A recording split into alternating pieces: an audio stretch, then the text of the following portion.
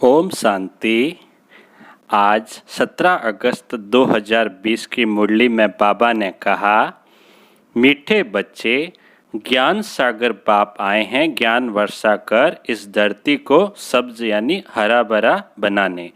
अभी स्वर्ग की स्थापना हो रही है, उसमें चलने के लिए देवी संप्रदाय का बनना है। प्रश्न है आज का, सर्वोत्तम कुल वाले बच्चों का मुख्य कर्तव्य क्या है?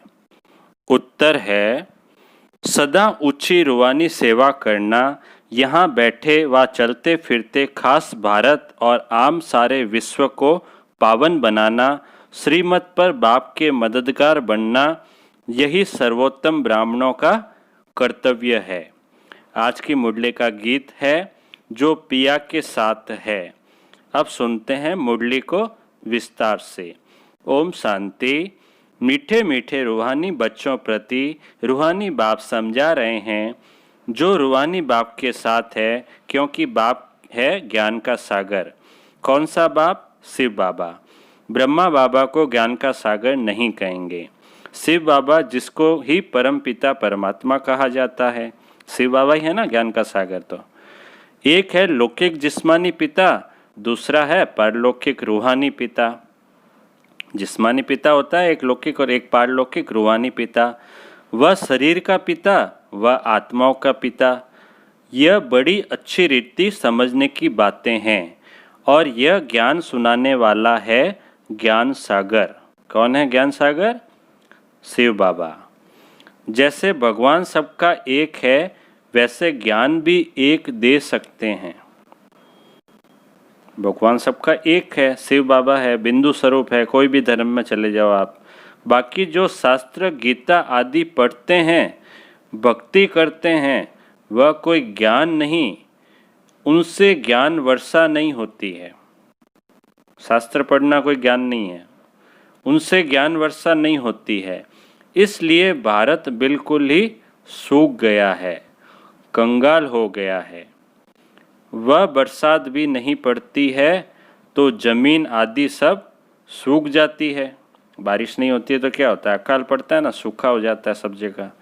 वह है भक्ति मार्ग, उसको ज्ञान मार्ग नहीं कहेंगे। ज्ञान से स्वर्ग की स्थापना होती है। स्वर्ग की स्थापना तो ज्ञान से होगी ना, जो बाबा आकर अभी दे रहे हैं। अगर बाबा नहीं आते तो स्वर्ग की स्थापना कैसे होती? तो बाबा आकर अभी ज्ञान दे रहे हैं, जो कि स्वर्ग की स्थापना में जरूरी है। वहाँ हमेशा धरनी सब्ज हरी भरी रहती है। कहाँ पर? सतयुग में। कभी सूखती नहीं। यह है ज्ञान की पढ़ाई। ईश्वर बाप ज्ञान देकर देवी संप्रदाय बनाते हैं। बाप ने समझाया है, मैं तुम सभी आत्माओं का बाप हूँ, परंतु मुझे और मेरे कर्तव्य को न जानने के कारण ही मनुष्य इतने पतित दुखी निधन के बन गए हैं। आपस में लड़ते रहते हैं। घर में बाप नहीं होता है, बच्चे लड़ते हैं तो कहते हैं ना कि तुम्हारा बाप है या नहीं है। इस समय भी सारी दुनिया बाप को जानती नहीं। न जानने के कारण इतनी दुर्गति हुई है। जानने से सद्गति होती है। सर्व का सद्गति दाता एक है, उनको बाबा कहा जाता है। उनका नाम शिव ही है। उनका नाम कभी बदल नहीं सकता। बाबा का नाम तो शिव ही रहेगा हमेशा, कभी बदल थोड़ी सकता है। जब संन्यास करते हैं तो नाम बदलते हैं ना। शादी में भी कुमारी का नाम बदलते हैं। बहुत से जातियों में ऐसा होता है ना कि शादी के बाद नाम बदल देते हैं कुमारी का। यह यहाँ भारत में रिवाज है, बाहर में ऐसा नहीं होता, विदेशों में ऐसा नहीं है। यह शिव बाबा सभी का माई बाप है। गाते भी है, तुम मात पिता हम बालक तेरे। भारत में ही पुकारते हैं ना, तुमरी कृपा ते सुख गनेरे। ऐसे नहीं कि भक्ति मार्ग में भगवान कृपा करते आए हैं, नहीं। भक्ति में सुख गनेरे होते ही नहीं। बच्चे जानते हैं स्वर्ग में बहुत सुख है, स्वर्ग में तो बहुत सुखी होते हैं ना, सब सुख होता है। वह नई दुनिया है। पुरानी दुनिया में दुख ही होता है। जो जीते जी अच्छी रीति मरे हुए हैं उनके नाम बदल सकते हैं, परंतु माया जीत लेती है तो ब्राह्मण से बदल शूद्र बन जाते हैं। इसलिए बाबा नाम नहीं रखते हैं। ब्राह्मणों की माला तो होती नहीं। तुम बच्चे सर्वोत्तम ऊंच कुल वाले हो, ऊंच रूहानी सेवा करते हो। यहाँ बैठे व चलते फिरते तुम भारत की खास और विश्व की आम सेवा करते हो। विश्व को तुम पवित्र बनाते हो। तुम हो भारत के मददगार। बाप की श्रीमत पर चल तुम मदद करते हो। यह भारत ही पावन बनने का है। तुम कहेंगे हम कल्प कल्प इस भारत को पवित्र बनाए, पवित्र भारत पर राज्य करते हैं। ब्राह्मण से फिर हम भविष्य देवी देवता बनते हैं। विराट रूप का चित्र भी है ना। प्रजापिता ब्रह्मा के बच्चे ब्राह्मण ही ठहरे। ब्राह्मण तब होंगे जब प्रजापिता सम्मुख होगा। अभी तुम सम्मुख हो। तुम हर एक प्रजापिता ब्रह्मा की औलाद अपने को समझते हो। यह युक्ति है। औलाद समझने से भाई बहन हो जाते हैं। भाई बहन समझेंगे ना, अगर बाबा की औलाद समझेंगे, सब बच्चे समझेंगे, सब आपस में भाई बहन समझेंगे। भाई बहन की कभी क्रिमिनल आंख नहीं होनी चाहिए। अभी बाप ऑर्डिनेंस निकालते हैं कि तुम 63 जन्म पतित रहे हो। अब पावन दुनिया स्वर्ग में चलना चाहते हो तो पवित्र बनो। बाबा कहते हैं अगर पावन दुनिया सतयुग में जाना है तो पवित्र बनना पड़े। वहाँ पतित आत्मा जा नहीं सकती। इसलिए ही मुझ बेहद के बाप को तुम बुलाते हो। यह आत्मा शरीर द्वारा बात करती है। शिव बाबा भी कहते हैं मैं इस शरीर द्वारा बात करता हूँ, नहीं तो मैं कैसे आऊँ। शिव बाबा कहते हैं ना अगर शरीर नहीं हो तो मैं कैसे आऊँ, मैं तो आत्मा हूँ। मेरा जन्म दिव्य है। सतयुग में है देवी गुणों वाले देवताएं। इस समय है आसुरी गुणों वाले मनुष्य। यहाँ के मनुष्य को देवता नहीं कहेंगे। फिर भल कोई भी हो, नाम तो बहुत बड़े बड़े रख देते हैं। साधु अपने को श्री श्री कहते हैं। बहुत से साधु संत है ना, अपने आगे नाम के आगे श्री श्री लगाते हैं। और मनुष्यों को श्री कहते हैं, क्योंकि खुद पवित्र है इसलिए श्री श्री कहते हैं। है तो मनुष्य ही ना। बल विकार में नहीं जाते, परंतु विकारी दुनिया में तो है ना। तुम भविष्य में निर्विकारी देवी दुनिया में राज्य करेंगे। सत्युग क्या होगा, निर्विकारी होगा, देवी दुनिया होगी ना। होंगे वहाँ भी मनुष्य, परंतु देवी गुणों वाले होंगे। मनुष्य तो होंगे वहाँ, लेकिन सभी के गुण कैसे होंगे, देवीय गुण होंगे। इस समय मनुष्य आसुरी गुणों वाले पतित है। गुरु नानक ने भी कहा है मूत पलिति कप्पड़ धोए। गुरु नानक भी बाप की महिमा करते हैं। अब बाप आए हैं स्थापना और विनाश करने, और जो भी धर्म स्थापक है वह सिर्फ धर्म स्थापन करते हैं और धर्मों का विनाश नहीं करते हैं। उन्हों की तो वृद्धि होती रहती है। अभी बाप वृद्धि को बंद करते हैं। एक धर्म की स्थापना और अनेक धर्मों का विनाश करा देते हैं।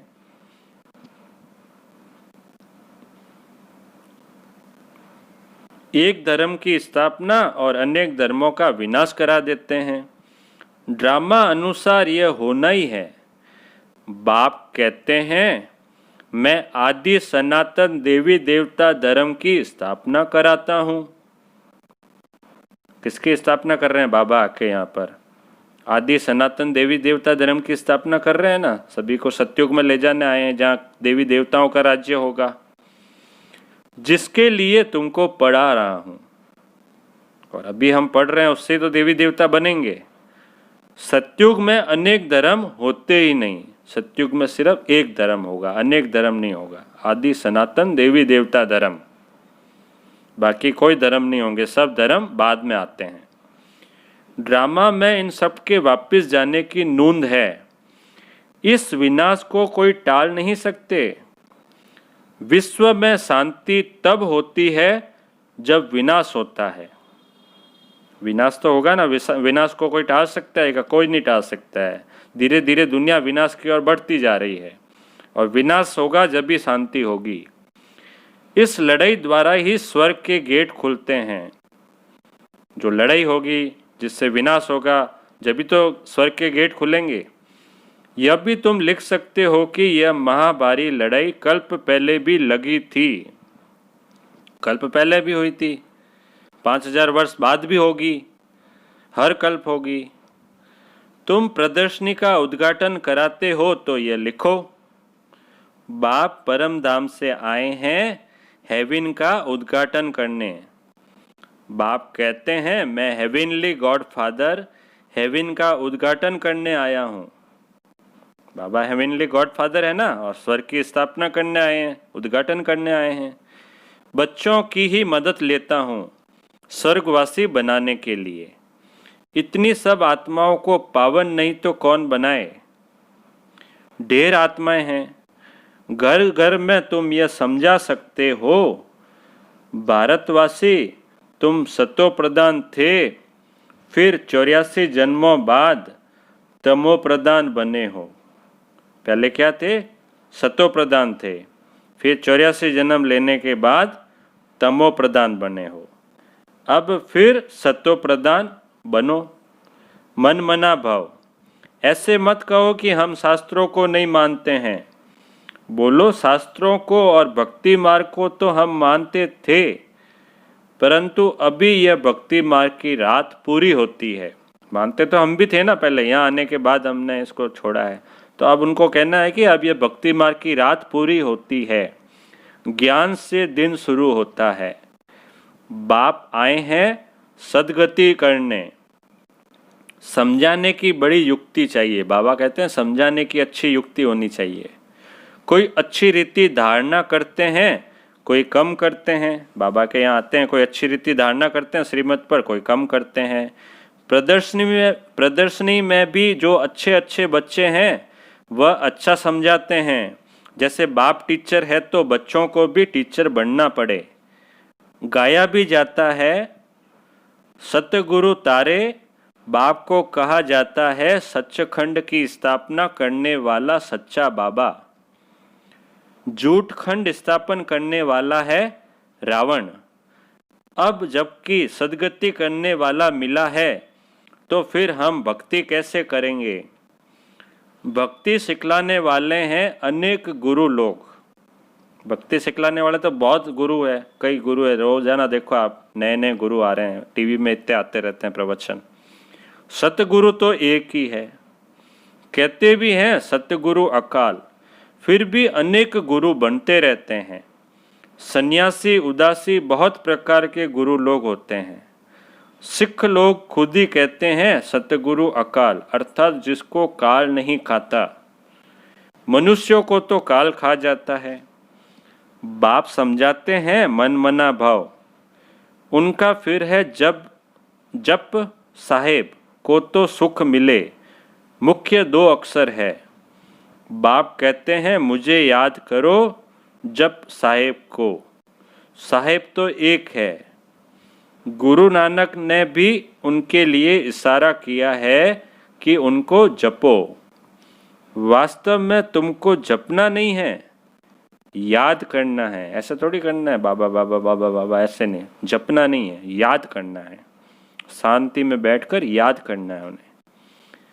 यह है अजपा जाप। ये क्या है? अजपा जाप है। मुख से कुछ बोलो नहीं, मुख से बोलना नहीं है। बाबा बाबा बाबा जैसे राम राम राम राम करते हैं ना, उससे कुछ नहीं होना है। याद करना है मन से। शिव शिव भी कहना नहीं है। तुमको तो जाना है शांति धाम। अब बाप को याद करो। अजपा जाप भी एक ही होता है जो बाप सिखलाते हैं। वह कितने घंटे बजाते, आवाज करते, महिमा करते, कहते हैं अच्युतम केशवम, लेकिन एक भी अक्षर को समझते नहीं। प्रवचन कर लेंगे, गीत गा लेंगे, कर लेंगे, लेकिन समझते कुछ भी नहीं है। सुख देने वाला तो एक ही बाप है, व्यास भी उनको ही कहेंगे। उनमें नॉलेज है जो देते हैं, सुख भी वही देते हैं। तुम बच्चे समझते हो, अब हमारी चढ़ती कला होती है। सीढ़ी में कलाओं को भी दिखाया है, इस समय कोई कला नहीं है। कलाहीन है ना अभी।